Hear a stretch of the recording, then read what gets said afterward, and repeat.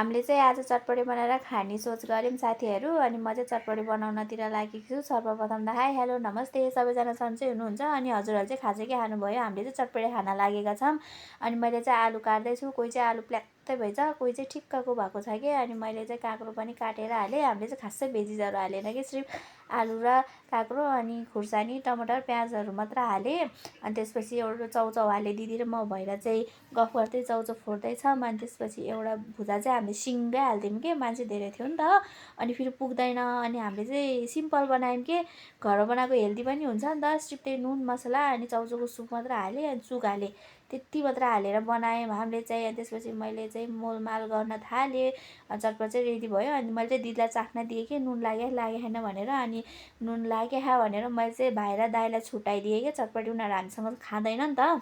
अनि त्यही भएर हामी चाहिँ सँगै खाने भनेर उनीहरूलाई छुट्याएँ। अनि हामी चाहिँ खाँदैछौँ। अनि मलाई चाहिँ के पिरो भयो कि आमा हो, पिरो न पिरो खुर्सानी चपाएछ। म त एकछिन त रातै भएको। अनि उनीहरूलाई चाहिँ पिरै भएन अरे कि, उनीहरू बेसी पिरो खाने, टक्क खाने, आफूलाई फेरि पिरो मन नपर्ने। अनि मैले चाहिँ हातले खान्छु है गाइस, अघि हातले मोलेको भएर। अनि हाम्रो एकछिनमा चटपटी पनि सक्यो। अनि भाँडा पनि मैले चाहिँ टल्काउन थालेँ। खाएपछि त भाँडा पनि माझ्न पर्यो नि त है गाइस।